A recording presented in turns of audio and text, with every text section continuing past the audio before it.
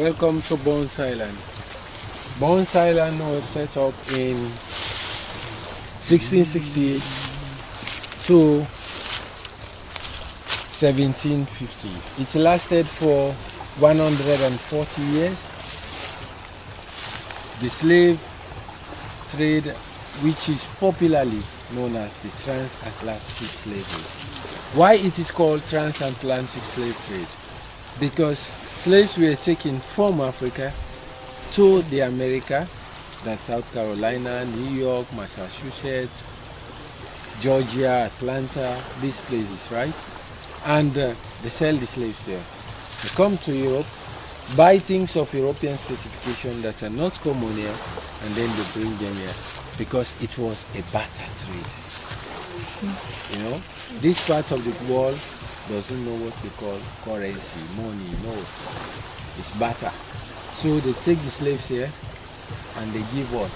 Rum, cowrie, and other things made in Europe that are not common here. But for any sale of a slave, gunpowder is included. When we enter, I'll tell you why. If they want to buy Mr. X, they must put gunpowder. I'll tell you.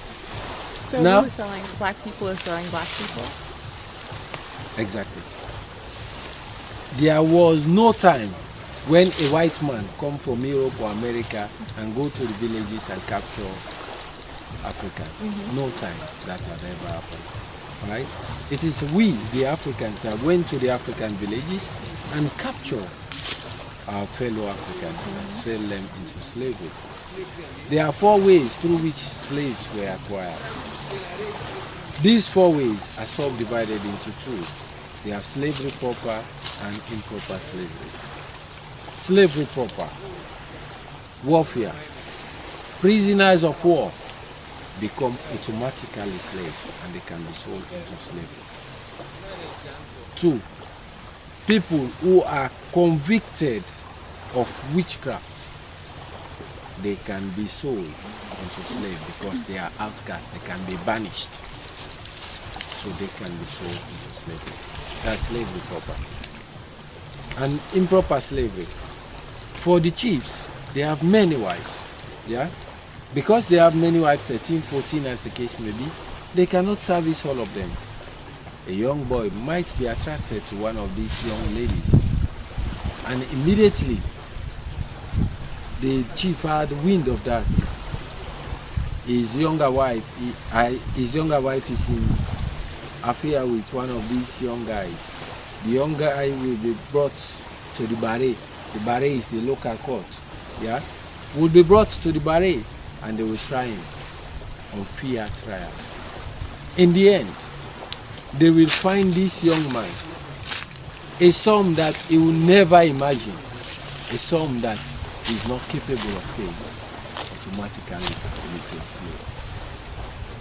And the final one under the improper slavery is voluntarily. I am poor in a village.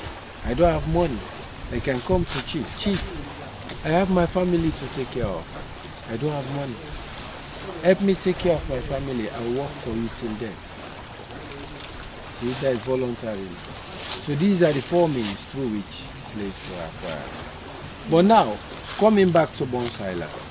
Bones Island was initially the initiative of the Americans. But they did not come to Africa to set up Bones Island, never. It was the Americans who subcontracted the Portuguese, who think they had influence in Africa. But for this part of Africa, West Africa, it was the French who had the major influence. So the Portuguese subcontracted the French. And the French, being a colonial master of Guinea, Senegal, Ivory Coast, and these other places in West Africa, they thought they could do the same, and they entered Bones Island. By then, they took over Bones Island, and they have a fort which they built. When we go inside, you will see the French fort. And what happened when the French were dethroned for the Portuguese to take over. Later, the British, who ended the operation until 1807, when slavery was officially declared over by the British. Although the Universal Declaration of the end of slavery was 1835, but the British were the very first in 1807. They abolished slavery.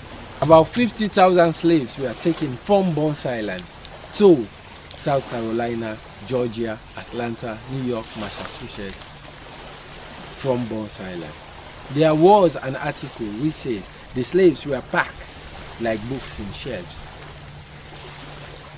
as they take them to South Carolina. And there was one South Carolina advert of 1760 which says the slaves were thrown overboard, 2 each day, but in the end 250 rich energetic slaves arrived at the market of South Carolina.